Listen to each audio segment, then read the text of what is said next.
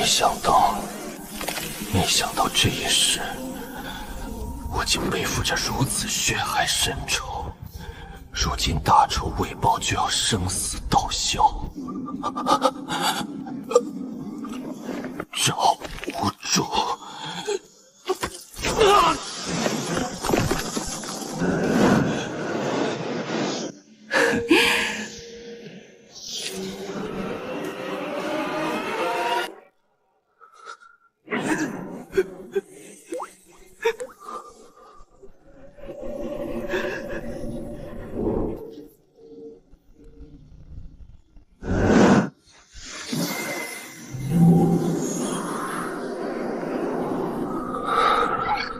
检测到宿主觉醒前世宿会，无敌师尊系统正在绑定，绑定成功，奖励100年修为。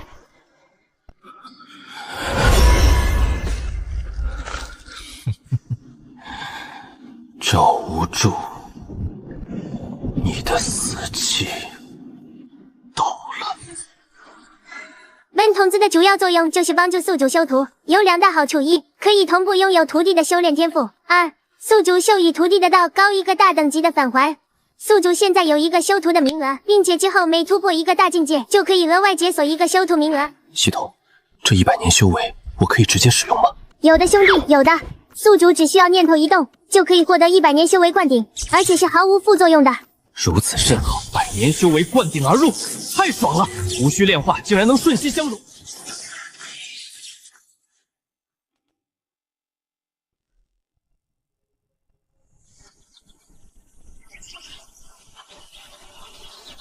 青木宗副宗主赵无助，修为只是5藏境前期罢了，我完全可以为父母报仇了。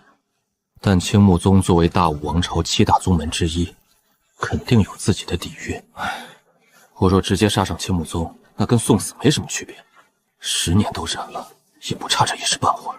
我现在有系统傍身，完全可以短时间内提升实力，然后灭了青木宗。童子，看看属性变吧。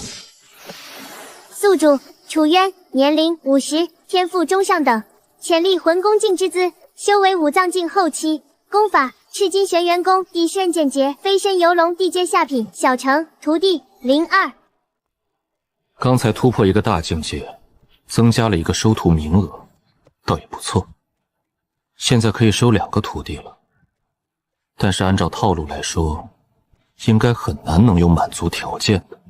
这有何难？今天正是宗门招收弟子的日子，你可以去看看，说不定有你想要的那种天才。咦，萧老，你怎么在这儿？楚小子，好久不见了，10年了，你小子总算是愿意离开洞府出来走走了。天运宗太上长老之一萧清风，5藏境中期的强者，和我爷爷是生死之交。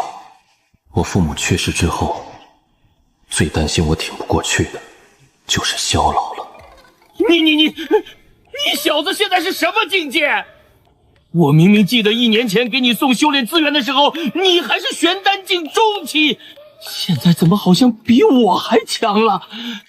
完全看不透。运气好，顿悟，连续突破了，现在是5藏境后期了。好家伙，也是让你小子遇到了，这是直接超越我了。你这时候出关，该不会是想去青木宗找赵无极报仇吧？萧老放心，我没那么糊涂。当真？真的不能再真。我这次出来，一时兴起，想收2个徒弟来着。萧老，你说今天是宗门招收弟子的日子吗？不错，宗门招收弟子的时间应该才刚刚开始。那倒是巧了，我这就去瞧瞧。为了方便宿主鉴别出天才，系统为主人开启了真视之眼。主人开启真视之眼后，可以查看别人的基本属性。天运宗收徒，2个臭乞丐来凑什么热闹？就是，臭死了，真晦气！若不是这是天运宗的山门前，老子早就把他们丢出去了。识相的，赶紧滚吧！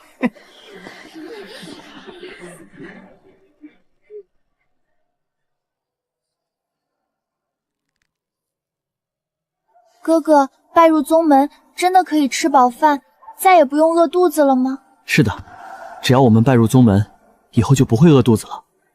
哥哥，要是他们不收我们怎么办？不会的，我们不差。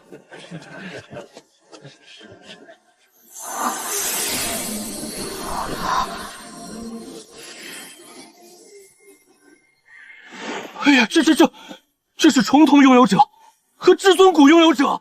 重瞳本是无敌路，多条骨头多条路。这重瞳以后不会挖至尊骨了。穿的虽然破破烂烂，像个乞丐一样，但目前来看，暂时应该不会出现挖至尊骨这种情况。楚小子，找到合适的人选了？就这2个。竟然才50岁，就达到了5藏境后期。这天域宗竟然有如此人物。不过，此人倒是貌似没有恶意。孩子，你们是亲兄妹吗？回前辈，我们是亲兄妹。若是其他长老还可以，但是他收徒，反正我是不愿意的。还好不是找我儿的，谁不知道楚渊和青木宗的副宗主有血海深仇？就是做这种人的弟子，也怕出去被青木宗的弟子算计针对。你们来此是为了拜入天运宗？是的，哥哥说拜入宗门后就可以吃饱饱，不用饿肚肚了。很好，本座楚渊正是天运宗长老之一，此番出关，心血来潮想要收2个弟子，恰巧看你们2个有眼缘，不知你们是否愿意拜入本座门下？心血来潮，我带妹妹来此，何尝不是因为心血来潮？莫非这是缘分？前辈，我愿意。我也愿意。好，你们随我来，进宗门之后再行拜师之礼。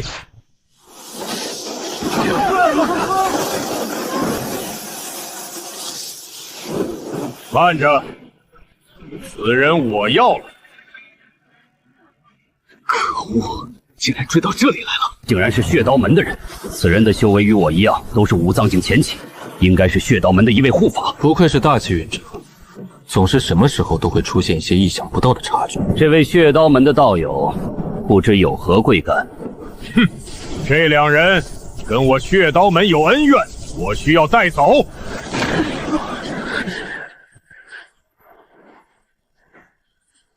哼，这2人已经拜入了我天域宗，你说带走就带走，未免太不合适了吧？嘿嘿嘿，正式拜师都没有，又怎么能算你们天域宗的人呢？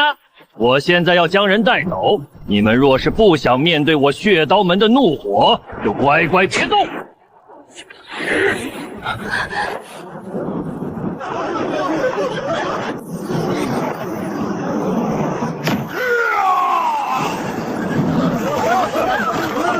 怎么会？这家伙明明那么年轻，怎么可能是5藏境后期，还是无限接近5藏境圆满的那种？本座的弟子也是你想带就带走的，现在才相跑，晚了。我操！血刀门护法可不是等闲之辈，却被一招打成这样，他最起码是5藏境后期。可怕，太可怕了，简直恐怖如此！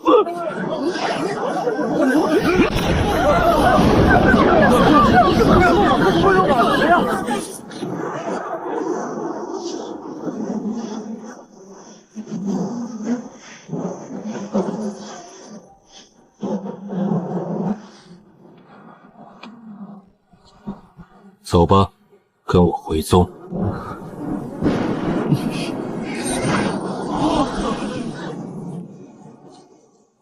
血刀门的护法死在这里，这下事情有点大了。确实有点大，得去找一下那些老家伙，商量一下对策。若是血刀门报复的话，也能提前有所准备。记录一下是哪些人离开，以后他们的后辈就永不少。这道元峰就是为师在天运宗的道场，你们之后就住在这里。现在就拜师吧，我这里没有什么太复杂的规矩，只需要磕3个头，从此你们就是我的弟子。师尊在上，请受徒儿3拜。请受徒儿3拜。哥哥，我额头好疼。恭喜宿主修了2个天赋绝佳的弟子。由于宿主是第一次秀徒弟，特赠送宿主一个首修大礼包，1年修为灌顶，另外解锁秀徒返还。秀与徒弟的东西全部会返还一个大等级的给宿主。注意，秀徒返还获得的东西，再次秀徒之后不会触发返还禁止套娃。江毅、江瑶，你们2人既然拜在为师门下，为师理应给你们一些见面礼。这3本秘籍分别是赤金玄元功、赤脸剑诀，飞身游6以上才有资格修炼。但你们作为本座亲传弟子，也是可以被允许修炼的。希望你们好生努力。多谢师尊。宿主授予弟子江毅地阶中品功法赤金玄元功，地阶下品武技赤练剑诀，飞身游龙。返还获得天阶中品功法赤金玄元功，天阶下品武技赤练剑诀，飞身游龙。不错，天运宗最强的也就地阶中品，返还的居然是天阶中品。就算是天阶下品，整个大武王朝也不见得谁会拥有。你们修炼离不开灵石，这些灵石给你们，房间内有新的衣服，去换上之后就可以开始修炼了。居然是灵晶，童子哥有点逆天啊！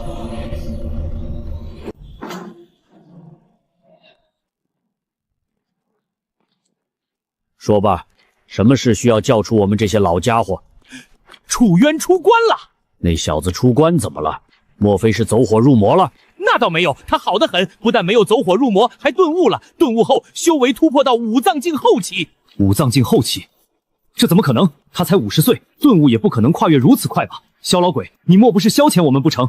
我可没那闲心消遣你们。副宗主，我有说谎吗？诸位太上长老，确实如萧老所说，真是青出于蓝胜于蓝，长江后浪推前浪，咱们天运宗这是要崛起了。不过呢，今日叫你们出来，还有一事。事情是这样的，叽里呱啦，叽里呱啦，叽里呱啦。糊涂啊！为了2个弟子，竟然得罪了血刀门。事情已经发生了，以血刀门的作风，肯定不会善罢甘休。到时候说不定会逼迫我们交出楚渊。所以，诸位，你们觉得该如何？我和妹妹出生在荒岭世家之一的江家，可就在我出生后，一切都改变了。我展示出的修炼天赋远要同族的其他人，可就在10岁那年，走，跟我走。江家一夜灭门，我带着妹妹从南到北亡命天涯，这一逃就是2年半。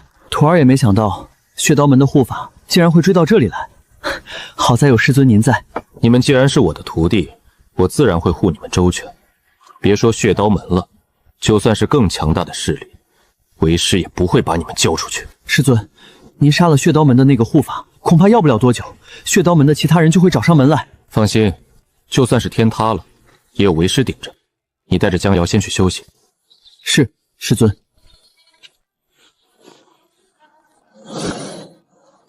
从刚才江毅的话语中，血刀门很是诡异，我还是做好准备。系统，使用1年修为灌顶。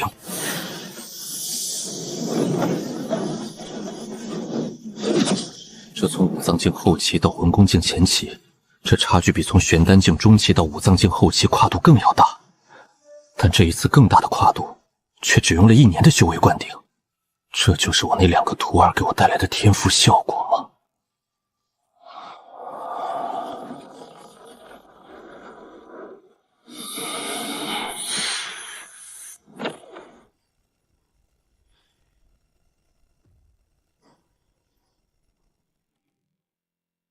倾尽全宗之力栽培。至于血刀门，远在天边，最多也只会出动1半人马前来。咱们再向赤阳宗求援，抵御血刀门，完全没问题。楚小子现在50岁就达到了五藏境后期，那魂宫境也不见得不能冲一冲。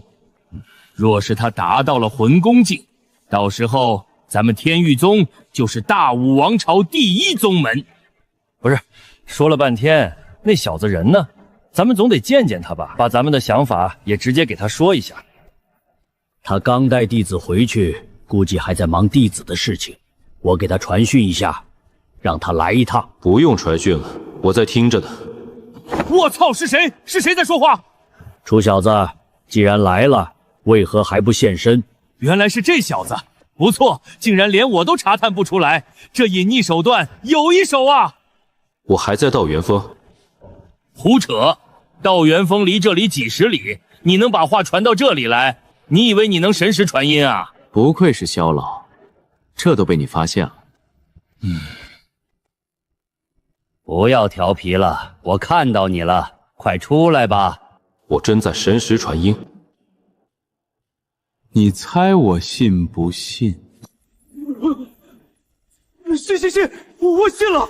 仅仅是威压，就让我等感到绝望。魂宫镜，这真的是魂宫镜？你小子不是五脏镜后期吗？为何会突然变成了魂宫镜？天机不可泄露。你算了，每个人都有自己的秘密。不过你突破到了魂宫境，这是好事啊！血刀门什么的根本不用怕了。本来还说倾尽全宗之力培养你的，现在看来已经不需要了。需要？怎么不需要？魂宫镜又不是无敌了，我还可以继续变强。可是宗门的资源对你来说已经没有多大的作用了吧？宗门的一切，但凡你需要的，你自己调动就行，只要不让宗门崩盘就行。没问题，那我就先撤了，你们继续聊。散了吧，都回去好好修炼。宗门也不能只指望一个人。五脏境后期，那小子怎么可能突破五脏境后期？50岁的五脏境后期，他是要上天吗？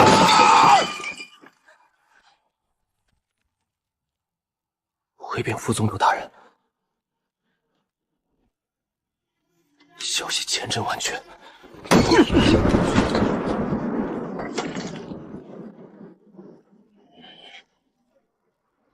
不过，若是你没有得罪血刀门，我恐怕要寝食难安了。但你居然蠢到斩杀血刀门的护法，以血刀门睚眦必报的行事风格，必定会报复回来。楚渊啊，楚渊，本座10年前杀你父母，10年之后送你去跟他们团聚也不迟。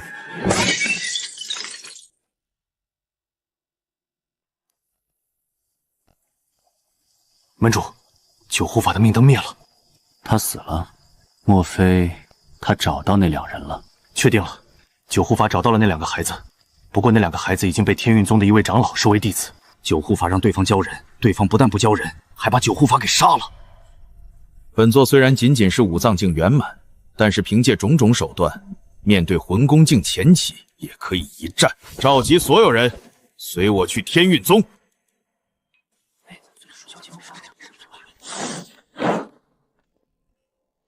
你们在道元峰守啥呢？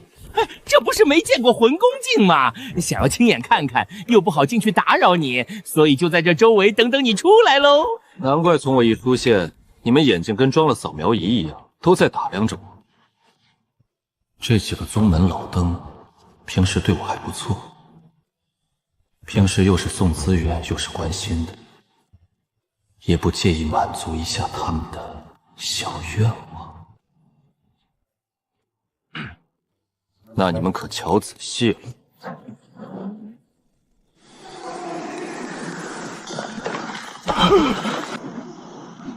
这就是魂宫镜吗？好恐怖的气息，比昨天的神识威压还要可怕。这差距比玄丹境与五脏境之间大太多了。离谱啊！我都怀疑你小子是不是被夺策了。我要是被夺舍了，你说出这句话，你就死定了。哎呀，我就开个玩笑，我知道你还是你，若非如此，我也不敢开这种玩笑。看完了，那我去搬宗门宝库了。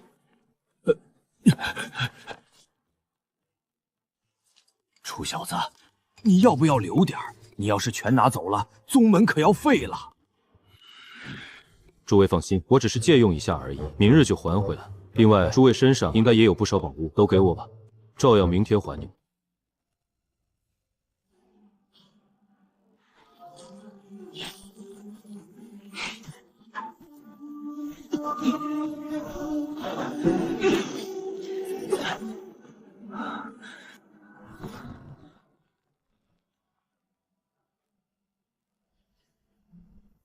师尊，江毅，这个给你。宿主授予徒弟江毅500极品灵石，1把5阶象品宝剑，20瓶3阶中品固元丹，1门地阶中品功法等等。返还获得500极品灵晶，1把6阶象品宝剑。师尊，你这是？你看看，里面有没有什么你需要用的？有用得上的尽管拿，需要多少拿多少，剩下的还给我。这里面的东西应有尽有，是不是师尊把宗门搬空了送给我了？我还是少挑一些，只拿能用得上的就行。狗宿主，你搁这看我 bug 呢？重瞳虽好，但是为师并不需要。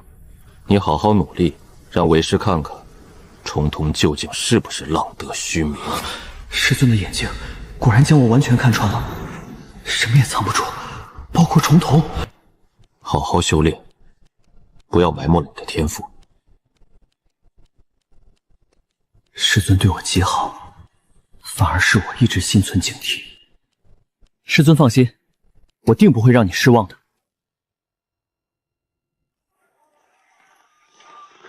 快看，那是血刀门的人，他们来了！这血刀门的人也太少了吧！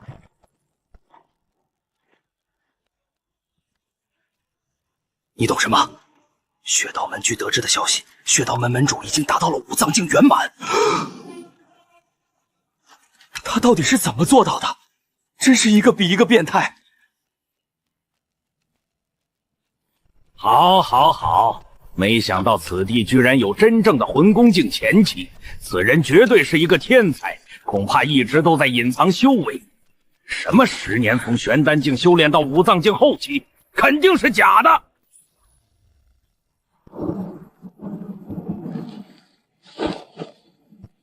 你就是血刀门门主。哼，便是你杀了我血刀门的9护法，给你一个选择，把那2个孩子交给本座，本座可以既往不咎，就此离去。2个孩子，原来是为了这个。你一个夺舍别人身体的，会在意那什么狗屁护法的死？想打本座弟子的主意，就看你有没有那个能耐了。夺舍，楚长老说血刀门门主是一个夺舍之人，但夺舍不是魂功境才能够做到的吗？我怎么感觉他说的是真的呢？血刀门主3年前的修为也才五脏境中期而已，而现在竟然圆满了。夺舍之人生前必定是魂功境以上，不知道这血刀门门主现在是什么境界，怕是不好对付。担忧无用，且看楚渊如何应对吧。看样子，你也不会把那2个孩子交给本座了。既然如此，那就手上见真章吧。气度倒是不错，不过实力便是弱了一些。哼，孰强孰弱还不一定呢。你不过只是魂功境前期罢了，不及我巅峰时期10之22。废话太多了。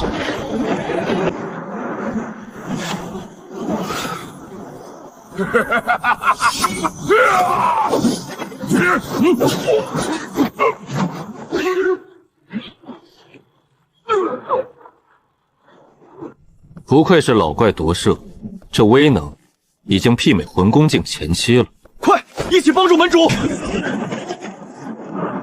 哼，一群跳梁小丑。我们要不要去帮一下楚小子啊？他们人多，打起来占不到便宜啊！我说萧老鬼，你是不是太瞧不起真正的魂功境了？下面的几个卡拉米最高的也就五脏境前期，顺手的事儿罢了。也是，那我们还是静观其变吧。天域宗，今日便是你们的死期！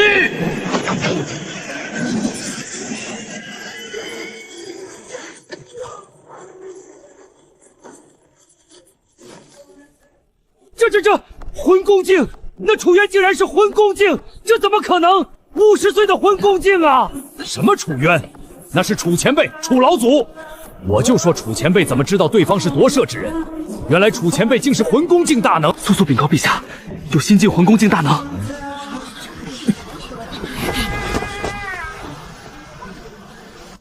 完了，50岁的魂功境，这是天要亡我。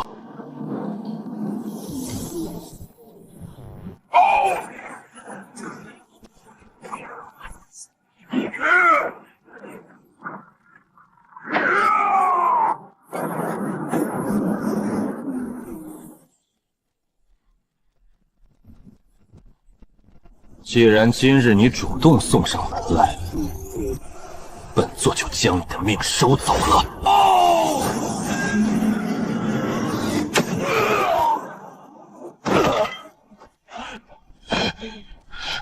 6阶上品宝兵，天阶中品功法，天阶下品剑和身法，这怎么可能？这种小地方的人怎么可能拥有这样的宝物？你不知道的还多着。该死，他是本身是魂宫境修为，而本座是短暂的爆发，再这样下去，本座必败无疑。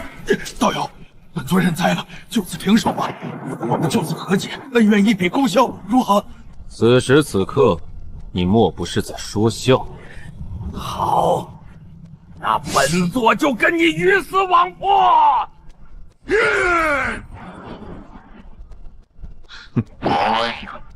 你都重伤了，竟然还想逃？这就是魂宫境的实力吗？我感觉再靠近一点，那余波都能将我掀飞。天运宗这次彻底崛起了，没想到虾前辈竟然是魂宫境，而且还打败了血刀门门主。都说了，你跑不掉，还要做无谓的挣扎。可惜我现在只是魂宫境初期，还是有些吃力，最起码得1、2个月才能完全恢复了。完了，他竟然赢了，我得赶紧逃！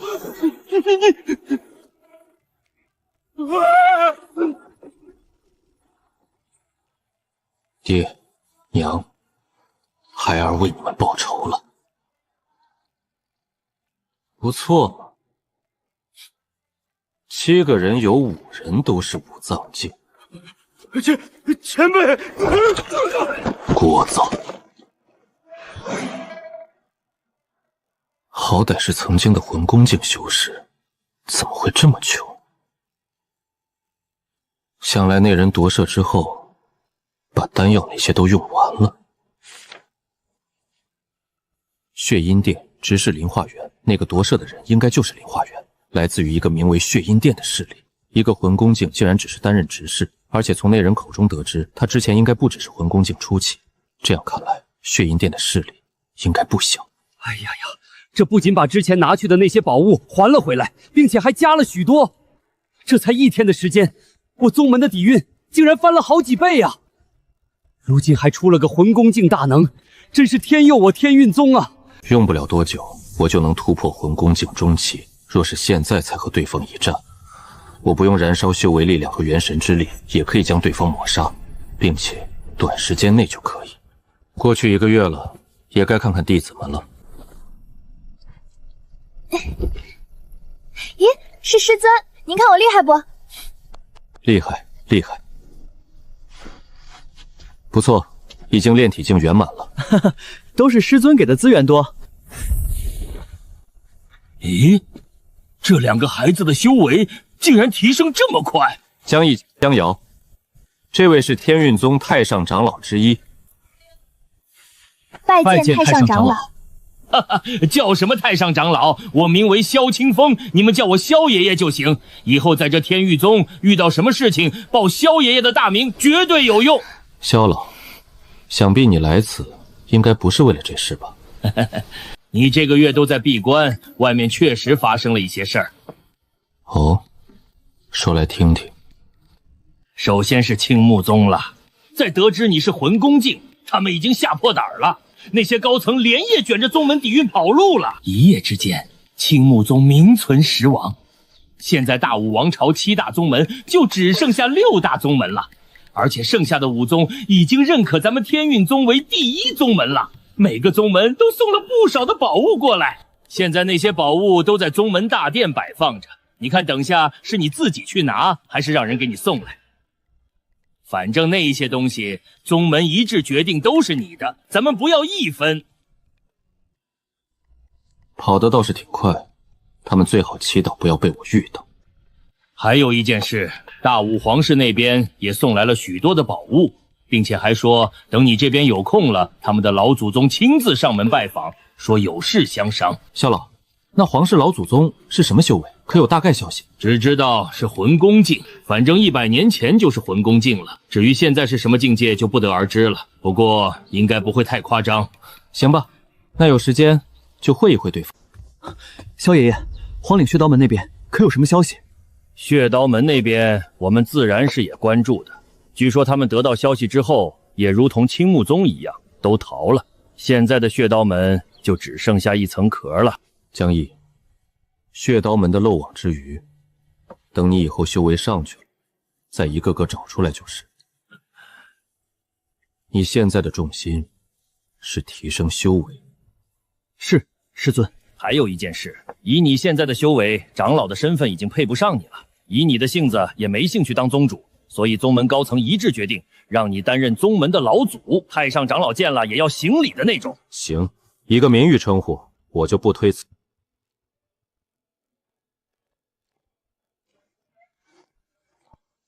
哼，又狠狠在系统那里报复了一波了。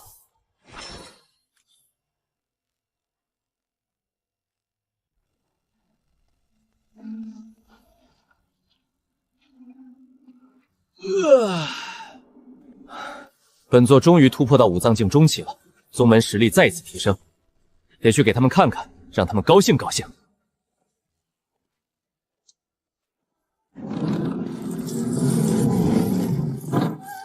咦，拜见宗主。宗主，你出关了。你们这是？哦，这些装的都是灵石，是售卖青木宗的一部分产业得来的。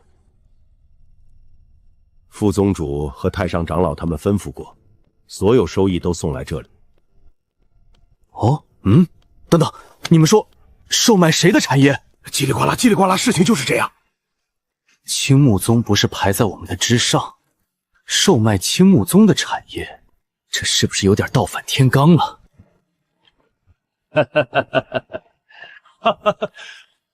宗主，你终于出关了！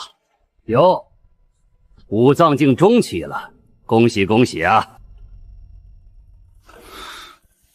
这些到底怎么回事？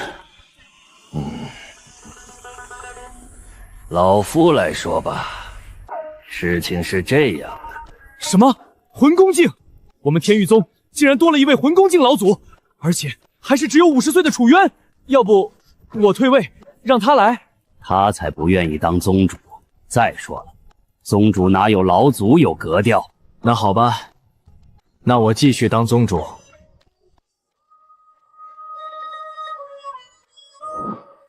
哟，真爽！想不到仅仅是闭个关，宗门就成第一了，也太幸福了！我的修为气息打破了桎梏，水到渠成的突破到了魂宫境中期了。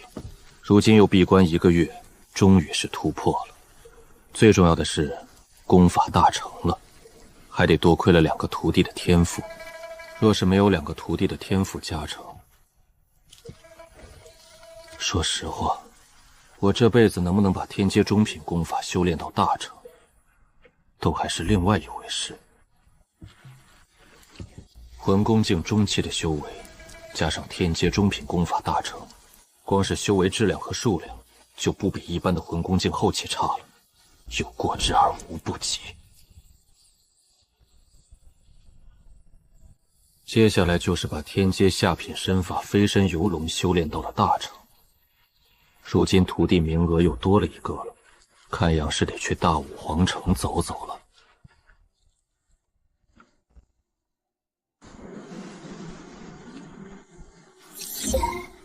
检测到宿主当前修为稳固，功法大成。魂宫境中期，天赋加持下，这进度倒也不算慢。大弟子江毅，年18，天赋冠绝当代，天生重瞳，潜力先知姿，修为宁元境中期，功法赤金玄元功，天阶中品，未入门。武技赤莲剑诀，天阶下品，未入门。气运天地所传，乃大气运者。二弟子江瑶，年15，天赋震骨射金，天生至尊骨，潜力先知姿，修为炼体境中期，功法赤金玄元击，天阶中品，未入门。武技赤莲剑界，天阶下品，未入门。气运天地所专，乃大气运者。不错，江毅这小子1个月不见，修为都达到宁元境中期了。不过想来这也正常，严格来说，江毅这是在恢复修为。他之前达到过宁元境后期的，如今只不过是重走来时路。修为突破这种事情，还真说不定。真羡慕。我虽有徒弟的天赋，却没有徒弟的契约。鬼环得来的6品丹药也用完了，极品灵石也没了。我虽然拥有灵晶，但是那东西等级太高了，现在还无法炼化。都用完了，看来是时候出去走一趟了。江毅、江瑶，你们在道元峰修炼也有一段时间了，为师准备带你们去大武皇朝转转。耶，出去玩了！这2个月都待在道元峰，闷死了。咱们去吃好吃的，冲呀！师尊，咱们还要飞到啥时候才能到啊？快了，快了！从天域宗到大武皇城有5万里路程，咱们已经过去一大半了，最多还需半日就到了。师尊，哥哥，你们快看那里，好像有一群人在激战。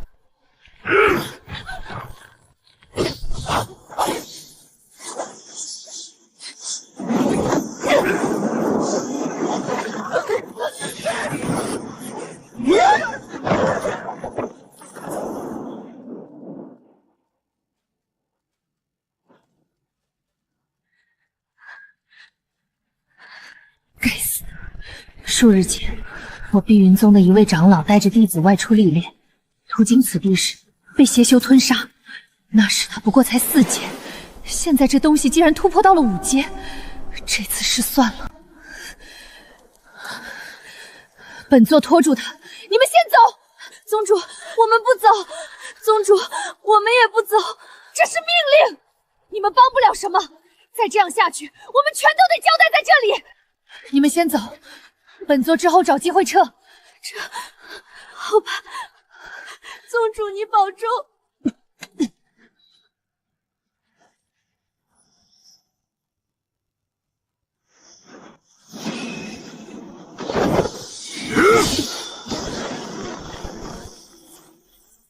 可恶，这家伙太强了，战力直追5藏境中期。再这样下去，我必死无疑。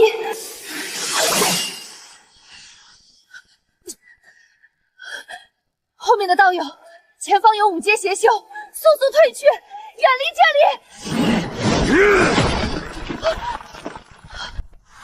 里！哇，师尊，那人是谁？哦，不过是小瘪三，好强的战斗波动。那个邪修的修为接近5藏境中期了。至于那个女的，看衣服，貌似是碧云宗的。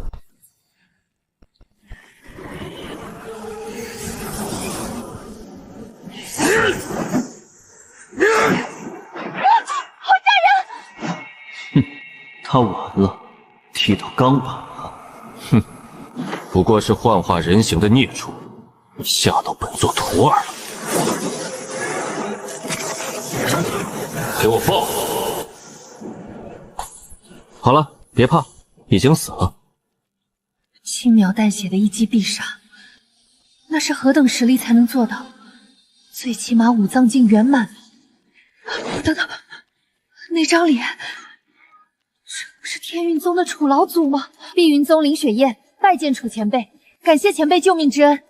虽然楚渊年纪小，但是修炼之路，达者为师。前辈的辈不是年龄，而是实力。小事一桩。对于前辈来说是举手之劳，但是对我来说是救命之恩。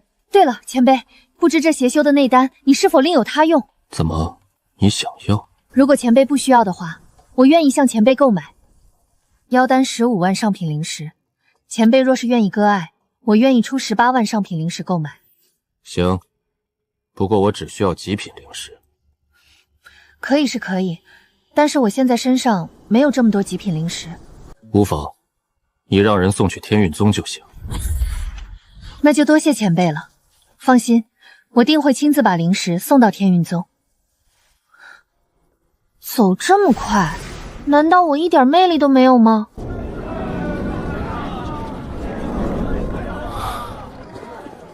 外面也逛得差不多了，为师带你们去万宝商会看看。哇，好漂亮的小妹妹啊！咦，也好帅的叔叔和哥哥呀！叔叔，这个小妹妹是你的女儿吗？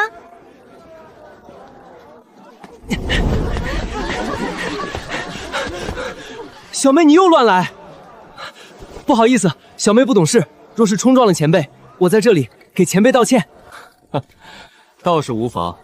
自进城以来，一路都开启了真实之眼，不过都没有能入眼的。眼前的这一男一女，天赋勉勉强强有中等的水平，但是修为都达到了宁元境后期和圆满。由此可见，两人必定出身不凡。我不是师尊的女儿哦，我是师尊的徒弟。原来如此，看你们的方向是要去万宝商会吗？是的。那太好了，我们也要去万宝商会，一起吧。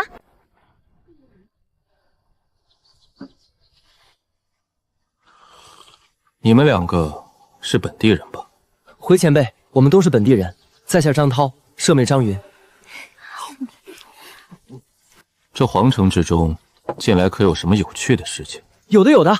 前2个月，天运宗不是出了一位魂功境大能吗？皇城的许多青年才俊都跑去天运宗了，想要拜在天运宗门下，扯个虎皮红参。好家伙，吃瓜还吃到我身上了。前辈可听说过筑基灵液？筑基灵液，这是何物？看来前辈还不知道消息，我们也是近来才听说筑基灵液的。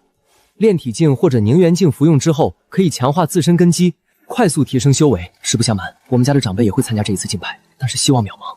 可以让炼体境和宁元境强化根基，加快用，这倒是不错的东西，而且还可以通过返还得到更强的。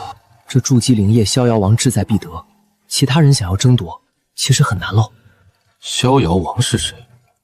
逍遥王，一位极为强大的王爷。逍遥王本身是5藏境后期的强者，并且老来得子。那位世子殿下以前可了不得，6岁修炼，9岁宁元，13岁已经宁元境后期。可惜，从那以后，修为不进反退。天才变废柴，乖乖，这听起来有点耳熟啊。这逍遥王世子，莫不是还有一个未婚妻？耶，前辈你竟然这都知道？前辈不知逍遥王，竟然知道逍遥王世子有一个未婚妻？我猜的。那前辈你真是神了！世子殿下的这个未婚妻拜入了外面的某个大宗，不是咱们大武皇朝这种宗门。听说在那种大宗面前，咱们大武王朝弱如蝼蚁。天才变废材就算了，如今再增加一个退婚，这不是废材退后流的主角模板吗？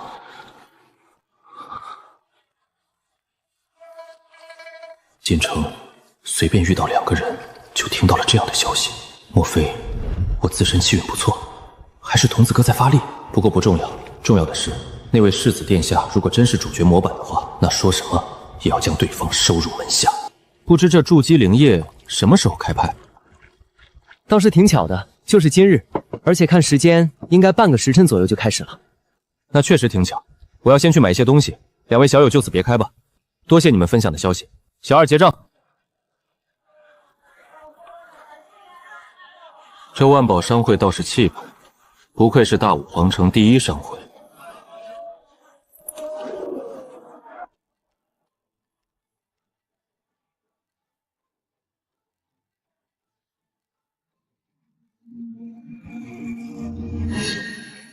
来了。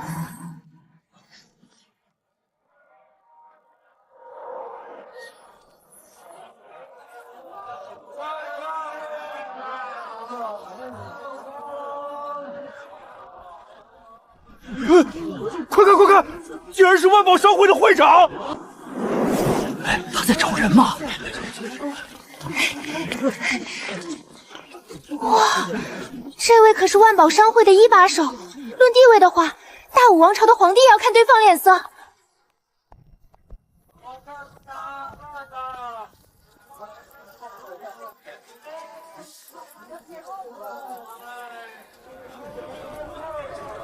小女子梅芳华，见过天运宗楚老祖。什么？他竟然就是天运宗那位魂功境大能！还好我没说错什么话。没想到那个大叔竟然就是这2个月名气风靡的楚老祖。梅芳华，看着不像梅芳华，这不挺有芳华的吗？这就是玄幻世界的魅力啊！若是在前世，80岁已经是老太太。但是这梅芳华跟个27、28岁的女子似的。道友既然来了，应该是有生意要做吧？就由我来招呼道友，如何？那就有劳了。道友还请随我来。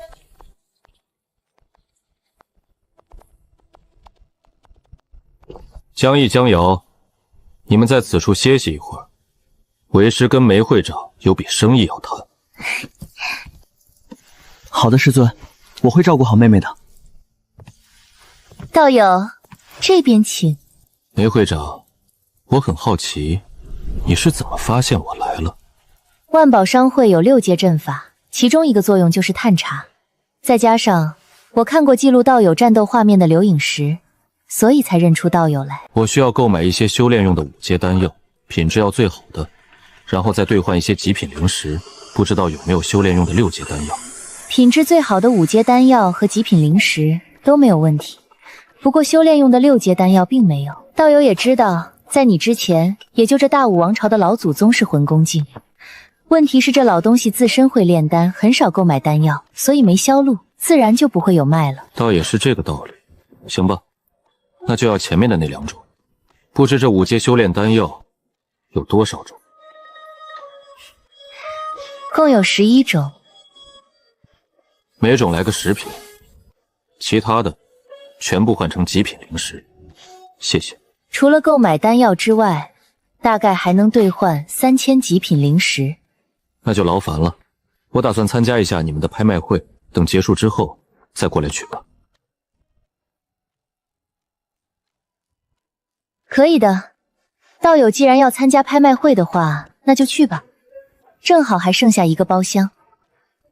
这是一块令牌，道友带过去可以直接进包厢。那就多谢了。所有包厢的灯竟然都亮了，这次竟然来了这么多大人物。那肯定，毕竟这一次的筑基灵液，很多人都想为自家后辈夺得。可别小看筑基灵液，听说用了之后，境界可以快速突破，而且潜力也会直达魂宫境，这谁受得了啊？看来这筑基灵液比我想的更要受人欢迎。萧老和副宗主他们竟然也来了，莫非也是为了筑基灵液？有点意思，竟然有一个魂宫境前期的神秘人藏在其中。此人是大武王朝的老祖宗，还是另有其人？是大武的老鬼，还是天运宗那位？这隐匿自身的手段，着实……不管你是谁，反正这筑基灵蝎，本座势在必得。你们怎么来了？咦，萧老，好像是楚高祖的声音，但是不知道在什么位置。是哦，怎么不见他人呢？我在包厢里面，我让人去接你。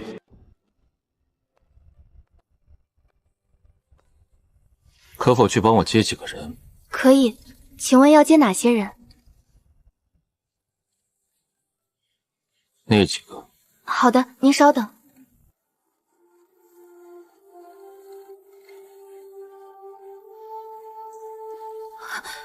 这些人是天运宗的，那此人就是那位50岁不到的魂宫境大能。哦，原来是天运宗那位，恐怕上次和别人交战受的伤都还没好吧？燃烧修为和元神可不是那么容易恢复的，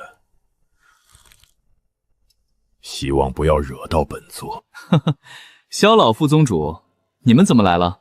拜见老祖，拜见老祖。20多天前得到的消息，那时候你还在闭关，我们就先来了，想着送这2个孩子怎么？原来如此。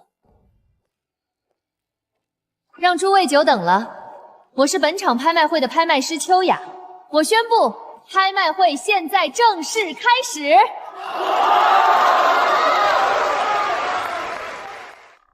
这第1件拍卖品，5阶中品武器青蛇剑，此剑起拍价3万上品灵石。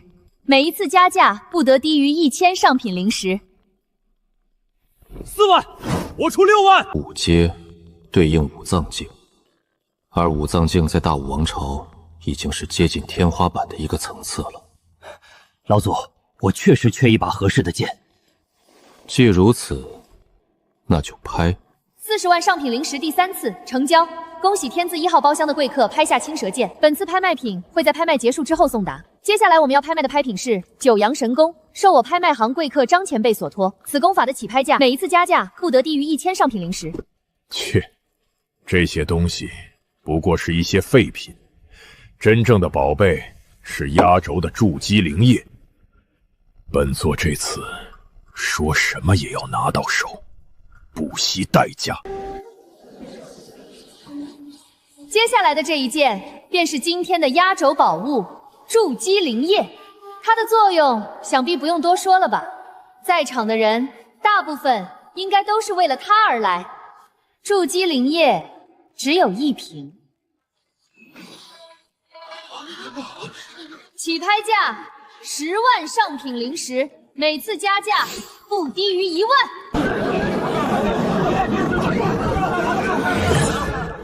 我出11万灵石，我出12万灵石。这么加多没意思，老夫来加一点，老夫出50万。哦，竟然是他们俩。怎么，你认识他们？不认识，只是跟他俩打听万宝商会的情况。刚刚说话之人是张家家主，张家主武藏境中期修为，皇城一流家族的掌舵人，与皇族沾着亲，而那跟在身后的2人正是他的孙儿与孙女。老夫出80万。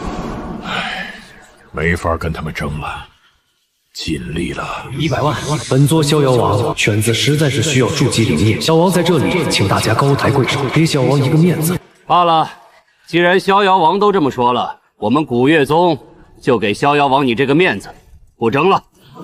我赤阳宗也不争了。那我怀魂宗也不争了。逍遥王还是要给份薄面的。不争，依老夫看，是没那个实力争吧。逍遥王，就你那犬儿需要，别人就不需要？老夫出120万。哼，究竟是谁？听声音倒是听不出来。在这大武王朝，无论何宗何派，都是要给本王3分薄面的。就算是拼实力，本王也不会放弃竞拍。本王出150万，200万，250万，300万灵石，300万上品灵石，这可不是一个小数目。本王出500万灵石。什么？500万灵石，竟然100万100万的价！你灵石足够吗？包够的。那就好，幸亏你来了，我们带的灵石还不够现在的1个零头呢。是啊，没想到竞争竟然会激烈到如此恐怖的地步。老祖，您的灵石就用来拍买筑基灵液吧，青蛇剑我自己掏腰包买。无妨。501万，600万，601万。阁下是谁？故意跟本王作对吗？是又如何？欺人太甚！哼，无自量力。蝼蚁，就算你皇族那位老祖宗，本座也不放在眼里，更何况是你。没想到他竟然是魂宫境，而且已经出价到700万上品灵石了。如今我倾家荡产也凑不到这么多灵石了。701万一次，701万第2次。为什么会这样？言儿都是为父没用啊！天运宗那位是不打算出手吗？不知阁下是何方神圣？哼，告诉你也无妨。本座乃是千压道人，识趣的就将这筑基灵液让与本座。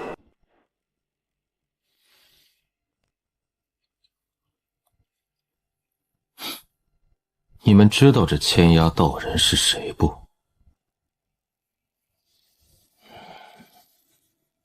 千压道人是大宣王朝老祖宗，100年前曾经和大武王朝的老祖宗一战，当时占了上风。但那之后的10年，大宣王朝传出了消息，说千压道人已经嘎了，没想到如今竟然还活着。既然你想要那筑基灵液，你拿去便是。天运宗的楚老祖这是怂了。不过想想也对，千压道人成名已久，连皇室老祖宗都不是对方的对手，忌惮对方是正常的。呵，算你识相。老东西，也就欺负老祖年轻，等老祖修为更进一步，何惧于你？你们是不是觉得我怕他了？师尊，你是想一块灵石都不花，半路截胡对方是吧？不愧是为师的弟子。我的重瞳现在已经看不清师尊的具体修为了，但是毫无疑问，师尊只会比千压道人更强。那千压道人恐怕不好对付。无妨，蝼蚁罢了。我还是第一次见有人把魂宫境大能视为蝼蚁。刚才还觉得那千压道人嚣张跋扈，怎么现在感觉你才是真的嚣张啊？这筑基灵液，老夫总算是得到了。如此一来，就算是夺舍之后，老夫也可以快速的提升修为，打破桎梏。至于那楚渊，等拍卖结束之后，或许可以敲打一番。诸位，接下来便是本次拍卖会的最后一件拍品——5阶宝药乾元草1株。什么？大周竟然是乾元草？这乾元草，我志在必得。谁能告诉我乾元草是何物啊？想必许多道友都知道，乾元草是可以激发5脏境修士潜力的宝药，而且还是无伤激发、无副作用激发。有的潜力高的，突破2、3个小境界也不是没有可能。没想到竟然会遇到乾元草这种有价无市的稀有宝物，而且无副作用激发潜力。此物我要定了。5阶我用不了，但是授予徒弟返还6阶的，以我的潜力，那不得直接起飞？该死，拍卖筑基灵液已经把家底差不多掏空了，这乾元草怕是没机会了。就让他们拍吧，老夫倒要看谁能把他带出这万宝商会。诸位，现在开始拍卖，起拍价8万上品灵石，每次加价不得低于5000上品灵石。150万灵石。不是，怎么又来这种飞跃式的加价？哎，人家是天运宗老祖，争不过千和道人，还争不过我们吗？150万上品灵石一次。这可是100多万上品灵石啊！我等5脏境修士根本无法拿出来。150万上品灵石第2次，150万上品灵石第3次，成交。那么我们恭喜天字1号包厢的贵客拍下乾元草。很好，拍吧拍吧，吃进去也会让你吐出来的。我本就打算事后找一下你楚渊的，如果这乾元草也被你楚渊拍下了，正好省事。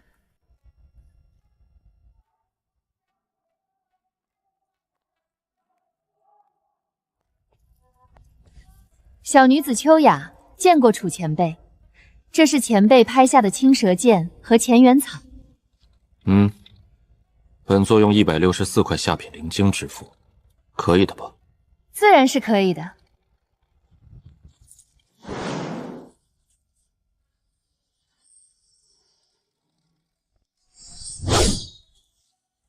江毅，这个是给你的，等你到5脏境的时候就用得上了。可是师尊，这也太贵重了，这可是150万上品灵石买来的，我已经受师尊太多恩惠了，实在是不好意思再要了。这东西为师用不上，本就是拍给你的，我发誓，绝不是为了刷奖励。拿着吧，记得为师给你说过的话就行，让为师看看你能走多远，你的极限又在哪里。师尊放心，我定不会让你失望。好了，你小子快起来吧。宿主授予大弟子江毅1株5阶乾元草，返还获得1株6阶乾元草。楚道友，这是你要的东西。多谢了。给道友的那个令牌，道友就收着好了。在万宝商会之中购买东西，一律打8折。如此，那就多谢梅会长了。楚某还有一些事情要处理，就先走了。那好，道友慢走。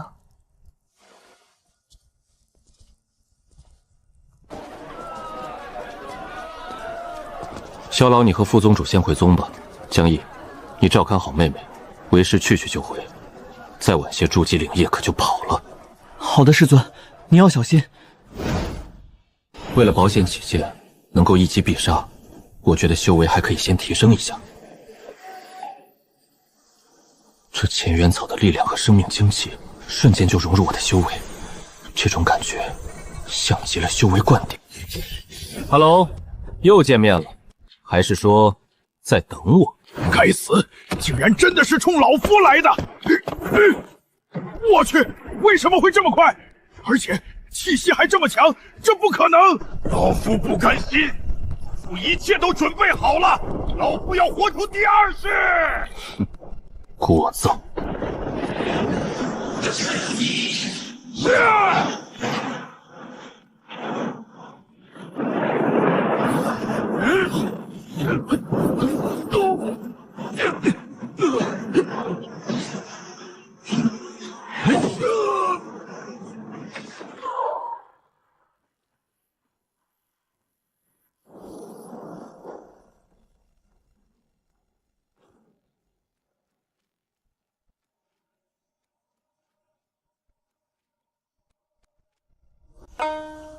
还好筑基灵液还在，这老东西是把大玄王朝的国库都清空了吗？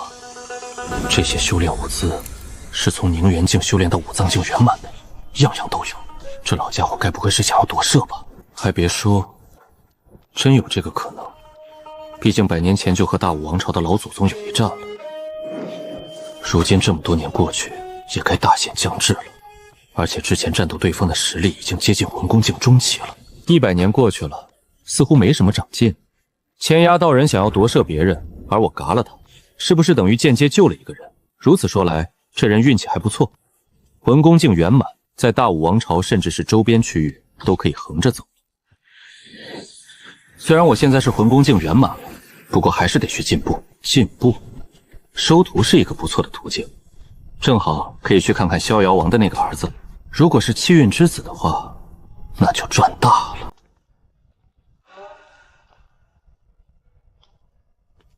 前辈，快请进！您能光临寒舍，实乃小王之幸啊。2位小友也请随我一起来。刚才那是谁啊？竟然让王爷如此恭敬！大人物呗，肯定是了不得的大人物。年轻，白发，该不会是传闻中那位吧？那柳如月离开大武皇朝了吗？回前辈，3日前就离开了。知道了。前辈，我先带你去厅中休息，然后再让人传燕儿过来。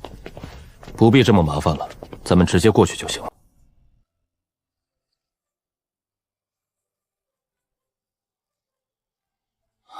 父王，言儿，这位是天运宗的楚老祖，魂宫境大能。楚老祖，您竟然就是那个一夜白发，闭关10年，出关就是魂宫境的楚老祖。姓名萧燕，年龄16岁，天赋火道主宰，潜力仙之资，修为炼体境中期，元宁元境后期。3年前，天火道体开始吞噬他的修为进行觉醒，导致修为不断坠落。那我要怎么帮他呢？时至如今，天火道体已经觉醒了99%，需要庞大的外力冲击丹田才能够彻底觉醒。果然啊，又是一个天赋异禀的大气运者。按道理来说，这应该是废柴退婚流那位的模板，但是竟然没有戒指老爷爷，而是本身体质。不过大千世界无奇不有。前辈，如何了？本座欲要收你为徒，你可愿意？等等，收徒？前辈，你要收叶儿为徒？莫非？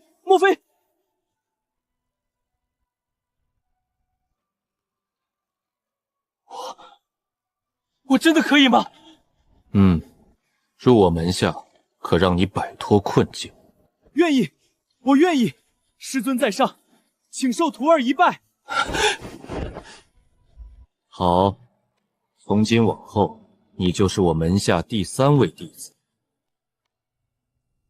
丁，恭喜宿主又收到了一个天赋气运绝佳的弟子，正在同步该弟子的天赋，修炼天赋同步成功。本次收徒获得奖励3年修为灌顶，仅限于宿主自己使用，授徒返还在该弟子身上生效。3年，竟然是3年修为灌顶。3年有点意思，萧炎废了3年，和未婚妻有3年之约，如今又有3年修为灌顶，这是跟3年过不去了是吗？不过这次绝对能达到法相境以上。好徒儿，快起来吧。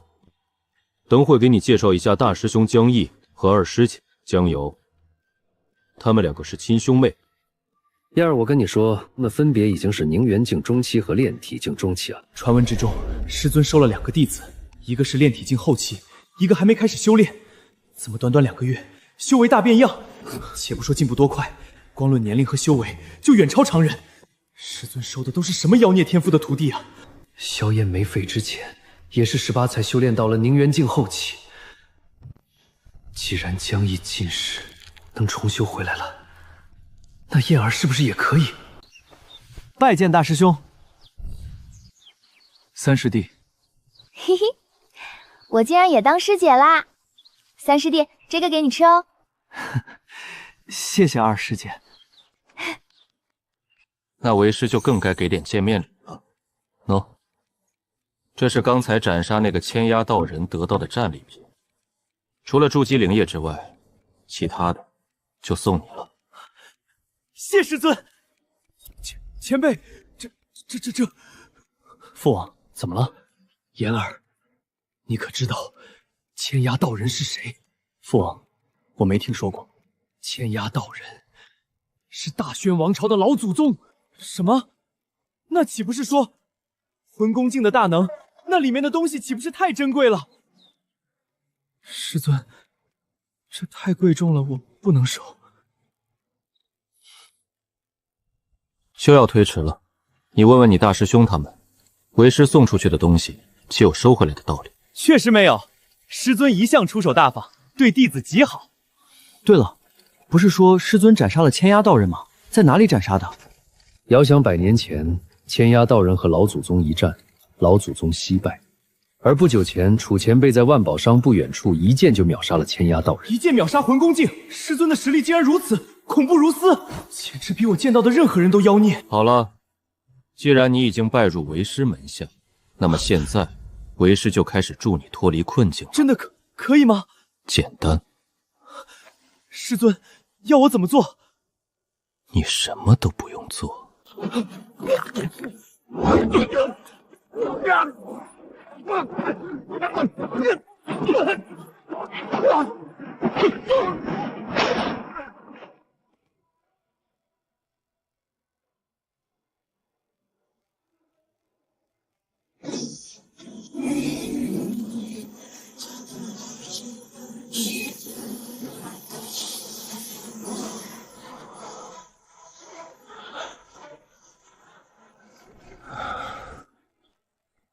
宁元境圆满，恢复了，我恢复了，而且修为更上一层楼，我终于恢复了，呀吼！我现在终于不再是那个公认的废柴了，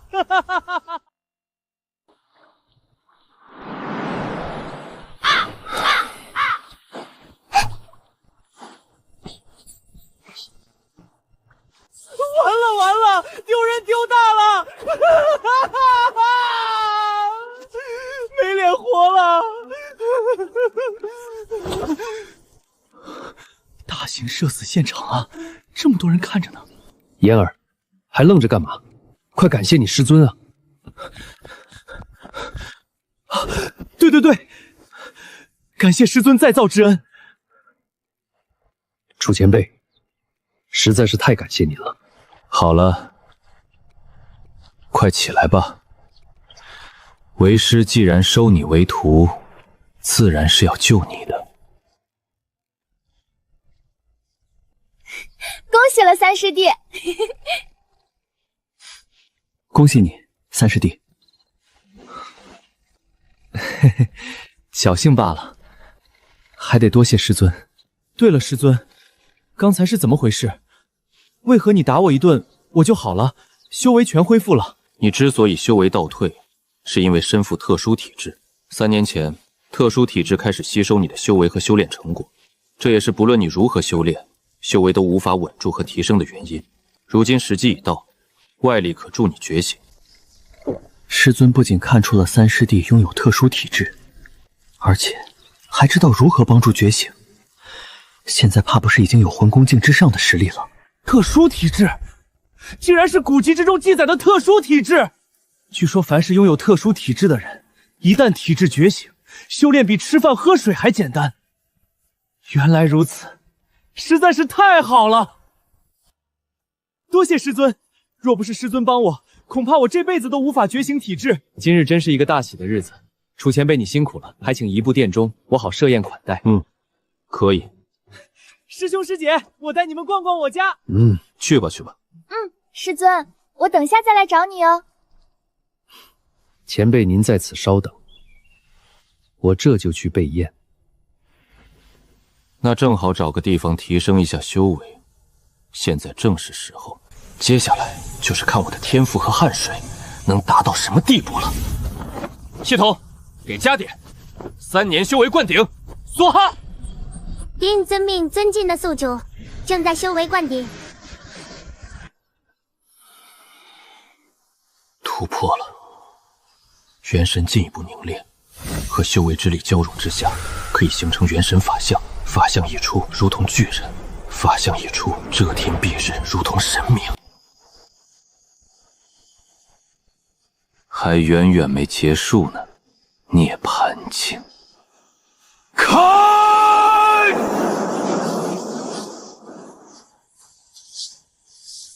涅槃境了，每一次突破都可以进行一次涅槃，这是蜕变，也可以弥补自身不足，修复自身损伤。不错不错，这次突破到了涅槃境中期，3年修为灌顶，让我直接跳过了法相境这个大境界。宿主楚渊，年龄50岁，天赋冠绝当代，剑骨烁金，火道主宰，3位徒弟天赋加持，潜力仙王之姿起步，修为涅槃境中期，功法赤金玄元功天阶中品大成，徒弟5/3可查看。萧燕的天赋火道主宰是与火相关的，火焰有额外加持，比如修炼火属性功法武技，会比修炼其他属性的功法武技进度要快很多。如今这个特性也是加持在了我的身上了。不过我手中没有强大的火属性功法，等有机会得寻一副才行。现在我已经有3个弟子了，现在又突破了，又多了2个收徒名额，法相境1个，涅槃境1个。若是再收2个弟子，再次得到奖励，想想都美滋滋。唉，这种事情急不得，不能为了数量就放弃质量，还得看缘分吧。缘分到了，自然会遇到。哇，师尊，感觉你好像有点不一样了呢。哦，哪里不一样了？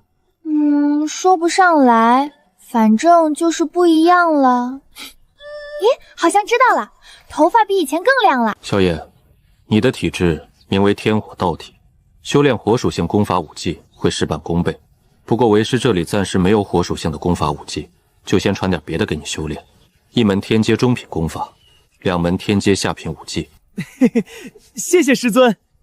柳云月，等着吧，3年之后，我一定会让你刮目相看，让你知道3年河东，3年河西，莫欺少年穷。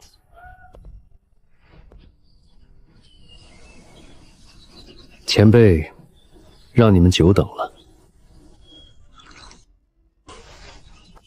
酒宴已备好，请。哇，好多好多好吃的！前辈，我敬您一杯。这是萧燕的缘分，也是我的因果。哎呀，老朽萧玄敦见过楚道友，道友的大名如雷贯耳啊！今日得见，果然名不虚传呐。道友快快请坐。直接说是。好，事情是这样的，100多年以前，我发现了一处洞府，并且在洞府之中得到了2颗保存完好的延寿丹。对于大武王朝这种地方来说，延寿丹就像是天阶以上的功法武技一样，只存在于传说之中。我服用了1颗之后，延寿200年。魂宫境前期一般只有600岁左右的寿元，但吃了延寿丹就能拥有媲美法相境前期的800年寿元。不过每个人只能服用1颗。这种逆天之物只有第1颗有用，这2颗的另外1颗自然是到了千压道人的手里。这也是为什么千压道人本应该100年前作画，却活到了今日的原因。当初我2人大战一场，可我惜败呀。而那千压道人身上有很多宝物，最终我用那颗延寿丹从千压道人那里换取了不少的好东西。实不相瞒，老朽对那个洞府的探索还处于表层，具体是什么存在留下的洞府也无法估量。老朽当初只是到了洞府的第1层就得到了延寿丹，想要去第2层，却被一尊傀儡拦住了。那尊傀儡是魂宫境前期的实力，但是不怕疼不怕死。这100年来，老朽也多次尝试，都无法打破傀儡的封锁，进入第2层。千压那死东西，老朽实在是信不过，所以从始至终都没有考虑和他联手过。连延寿丹的来历，我都说是遇到一位前辈赐予的。跟我说这么多，也知道我斩杀千压道人，就不怕我独吞洞府宝藏？我相信道友。洞府宝物给道友6成，老朽只要4成。哼，不过是些客套话罢了。我跟他又不熟，怎么可能做得到相信？或许只是他认为我现在是最好的选择罢了。他的寿元应该所剩不多了，打算搏一把。本座可以和你一起去拿下那个洞府，只不过这利益分配得改一改。那给道友7成，老夫只要3成。No， 给你1成，剩下9成是本座的。道友，这恐怕不合适吧？这不是魂宫境，这根本不可能是魂宫境，这最起码是法相境以上。初前辈，之前叫道友是老朽不懂事，还请见谅。所以，你决定是如何呢？初前辈，老朽愿意跟您合作，分配就按您说的来。弱小就是原罪，都是这种法则罢了。能得到一点就得到一点吧，总比什么都得不到的好。行，等我处理好事情之后再会合。好的。对了，初前辈，萧燕不知道他和您现在是什么关系？他如今是本座的3弟子。3弟子？莫非楚前辈治好了那小子的毛病？一定是这样的，不然为什么收一个废物为徒？哈哈哈，太好了！而且萧燕还和楚前辈搭上了这层关系，逍遥王府等于有了一个了不起的靠山。逍遥王府又是皇室的，逍遥王和如今皇帝正是亲兄弟，那么4舍5入，等于皇室也有了这个无敌靠山。也是庆幸，若是没这层关系的话，直接就是搜魂伺候了。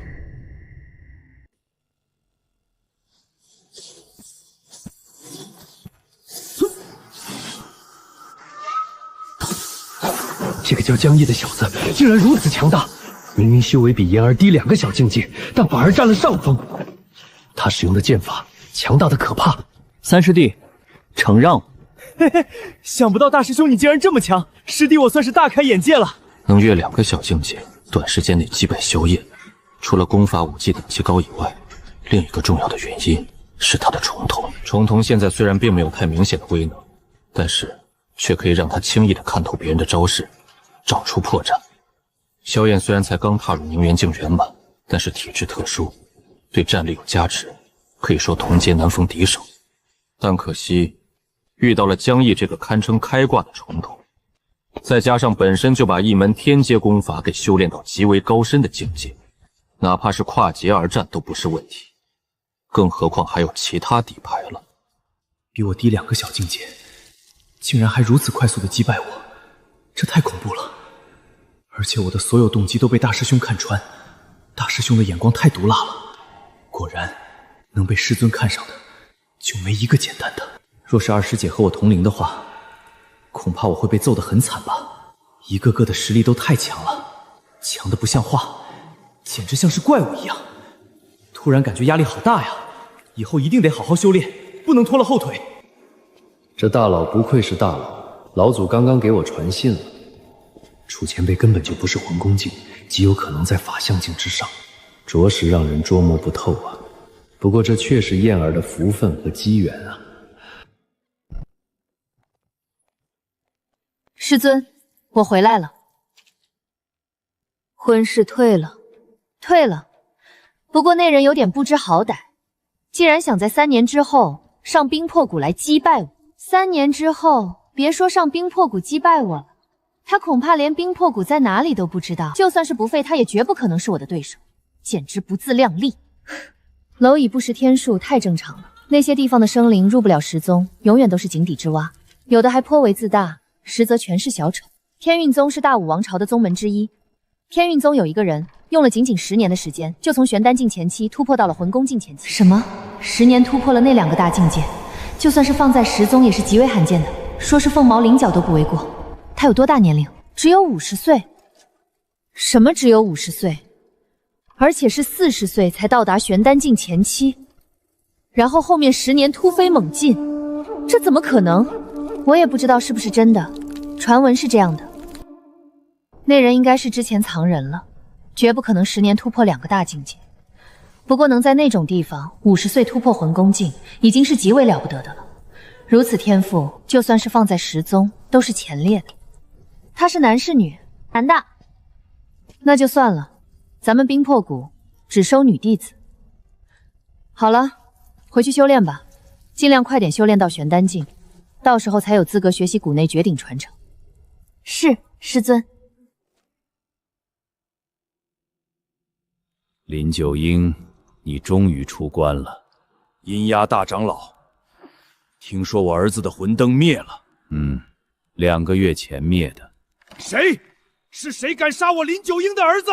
我要让他陪葬！不知道是谁杀的。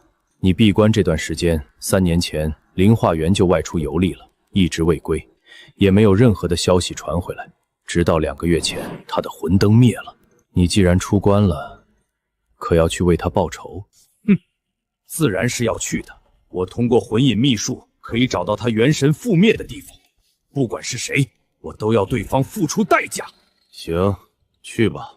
不过最好小心点，能杀灵化元的，想来不是什么简单之辈，可不要一不小心被人家反杀了。大长老放心好了，此次闭关我已经突破到了法相境后期。那倒是，你儿不过是魂宫境圆满，想来也不配引起涅槃境动手。涅槃不出，我何人能杀我？这杀的可不仅仅是我儿子，还是我的储备资粮。这口恶气我必须出。告辞。来，筑基灵液我分成了3份，每人都有份。丁，宿主授予3个弟子1份普通筑基灵液，返还1份精品筑基灵液，适合持元境和玄丹境使用，能够稳固根基和加快修为，提升速度。哇，师尊，这个怎么用呀？直接喝了就行。等你修为提升到了持元境，为师这里还有等级更高的筑基灵液，加油！筑基灵液已经很了不起了，竟然还有等级更高的，那得多贵呀！萧燕，跟你父王道个别吧。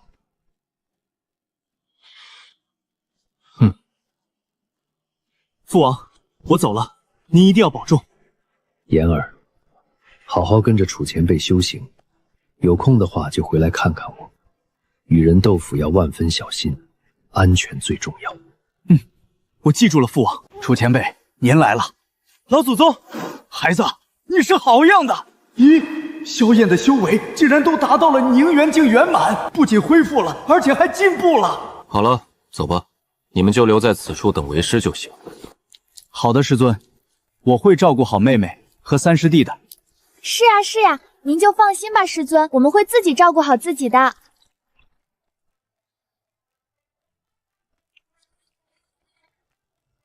前辈，这就是我所说的黑渊沼泽，其中有一种妖兽名为幽灵鳄，群居的，非常凶残，但是自身价值并不高。再加上这里并无出名灵药生长，所以几乎无人来此。那你是怎么发现那洞府？说来也丢脸，当时我正路过此地，却忽觉远处一道强大气息要从此处经过。那道气息虽不及前辈您强大，但于我而言实在太可怕了。我当时想都没想，便一头扎进了沼泽深处去躲避，并且为了保险起见，我就使劲的往下钻。深入接近100里的距离之后，到底了，我看见一块大石头，正准备躲在其下，但是您猜怎么着？那看起来是块大石头，但我伸手一碰，手竟毫无阻碍的进去了。那竟然很高明的伪装阵法，作用是隔绝沼泽，却不隔绝人进入。洞府是往下的，有多少层我并不知道。后来我要进入第2层时，被傀儡所阻挡。老朽感觉这个洞府的岁月，最起码不下于1000年。如此看来，这老小子运气不差，这也算是萧玄中的机缘。你指路，我们下去探探。好的，前辈，在那个方位，下去便能看到入口。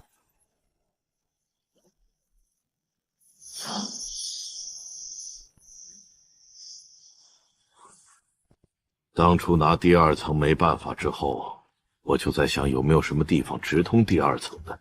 但我终究想多了，这些都是装丹药的，里面的丹药都废了，有的还产生了毒气。当初我一不小心中招了，休养了3年才缓过来。我就是在这个位置得到的延寿丹，我除了拿走延寿丹，这里的其他东西我都没有带走。果然都全是废丹。不过这些墙壁竟然能隔绝我的神识，这个地方不简单啊！前辈，前方100米那里就有台阶下去，便是第2层。但是有一个傀儡守在那里，但对于前辈来说，那个傀儡随手就可以解决。去看看。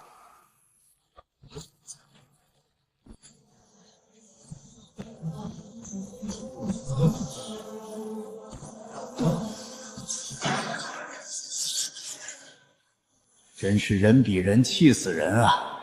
这死傀儡阻挡了我上百年，是那么的难缠，我连突破傀儡的封锁进入第2层都做不到。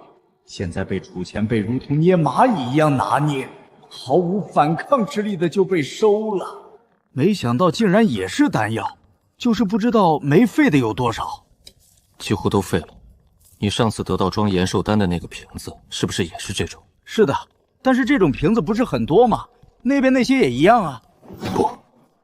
不一样。有吗？我怎么看都觉得是一样的。那是你神识太弱了，发现不了不同之处。许多瓶子看起来虽然一样，但实际上这个和其他不同，这个材质特殊。众所周知，丹药会随着时间丧失药力，很难有完美保存的方法。但是也有一些办法能够较好的保存。这个瓶子就是特殊的，里面的丹药没坏，药力逸散的并不多，所以想来上次你得到的那个瓶子应该和这个一样。确实，靠近吸一口气就感觉神清气爽，仿佛血液都在沸腾。前辈，不知这是什么丹药？8阶丹药，洗精伐髓丹，服用之后，王者境以下都可以进行一场洗精伐髓，对于修炼大有益处。多少？8阶。上面那层的丹药应该是7阶的，包括你当初得到的延寿丹也是7阶，而这一层是8阶。8阶都是8阶，暴殄天物啊！若是能有这些丹药，猪都能起飞。但现在竟然都毁了，简直痛心疾首。上一层留了1瓶，这一层留了1瓶。这洞府这不让来主人的傀儡，是不是也太累？如此说来，好像还真是8阶丹药都对应涅槃境啊。但是那个傀儡却只是魂宫境前期。去下一层。这里也有傀儡！天哪，怎么会这么强？楚前辈，咱们要不退了吧？不过是区区碧眉法相境前期的傀儡罢了。我操，这么强！知道楚前辈强，没想到会强大到这种地步。